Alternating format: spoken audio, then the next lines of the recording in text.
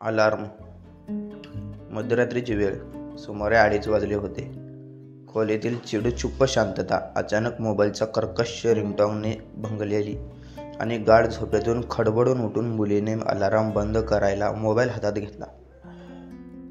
पण माझ्या लगेच लक्षात आलं की तो कॉल आहे, म्हणून मी तो आपल्या हाती घेतला. नंतर अननोन असल्याने अर्थातच रिसीव्ह न करता सायलेंट केला. चुकून कुणाचा लागला असेल म्हणून. लगेच परत कॉल आला. तोच नंबर. परत लगेच सायलेंट केला. मध्यरात्रीची वेळ म्हणून उचलणं टाळलं.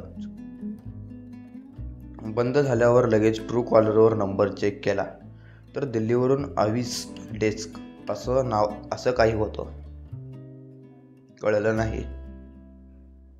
झोप मात्र उडाली. साहेब दिल्लीलाच आहेत. मनाला हुरहुर लागली.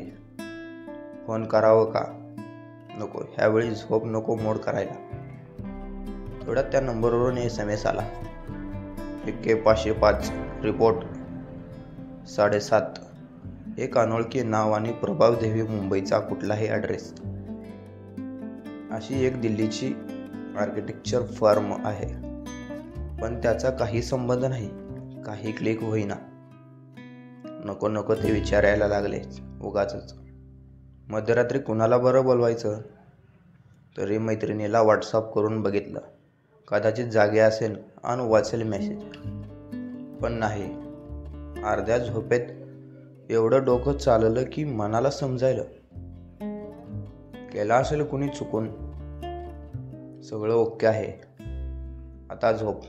गिलासभर पाणी प्यायला व पलंगावर परत आडवी झाली. बऱ्याच वेळाने नीट झोप लागते की परत तोच कॉल आला. आता 4 वाजत आले होते. उचलला नाहीच. मुलगी परत जागी झाली. म्हणाली, कोण आहे डिस्टर्ब करत असं. सायलेंट केला. परत लगेच दुसऱ्यांदा आला तेव्हा मात्र उठून बसली. घ्यावा का कॉल? बोलावं का कुणास ठाऊक. कधी न घाबरणारी मी जरा घाबरली. विचारात साहेबांना कॉल केलाच. लगेच सगळं सांगून मोकळी झाली. त्यांनाही तेच म्हटलं. कुणाची तरी नंबरची गफलत झाली असेल. दिलासा दिला आणि झोप म्हणाले. तसे मी रिलॅक्स झाले. उठून घरात एक चक्कर मारली. प्रातर्विधी आटोपला. पाणी पिले आणि फोन सायलेंट करून परत झोपण्याचा प्रयत्न करत होते. साहेबांचे मेसेज आलेत, कॉल्स आलेत, पण फोन सायलेंटवर केल्याने कळलंच नाही. पण शांत झोपली कसली असेल म्हणून परत मोबाईल चेक केला व लगेच साहेबांना कॉल बॅक केला. तेव्हा सगळा उलगडला झाला. साहेबांनी ताबडतोब सगळे इन्व्हेस्टिगेशन केलं की खरंच कुणाचा तरी नंबरचा घोळ झालेला आहे. तो तर अज्ञात वासात झोपला असेल, पण आपल्या झोपेतच खोबरं होतं.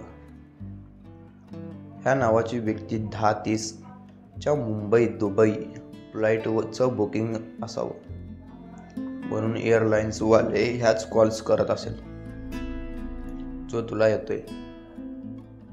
धत्तेरेकी. पण जीवात जीव आल्यासारखं झालं खरं. आणि पहाटे छान झोप लागली.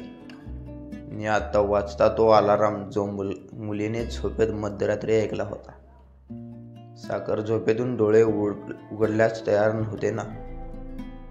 त्यात मस्त स्वप्नही अर्धवट सोडायचं नव्हतं. पण शाळेसाठी झोप आणि स्वप्न दोन्हीही त्याग करत उठली आणि शुक्रवारच्या दिवसाची सुरुवात झाली. दिवसभरात कितीदा मनात येऊ गेले की फ्लाईट त्याचं मिळालं असेल ना. एक्झिक्युटिव्हला काय झालं असेल बरं. एअरलाइन्सला कॉल करून बघायचं का. शोधावं खरं असंच झालंय ना. अँड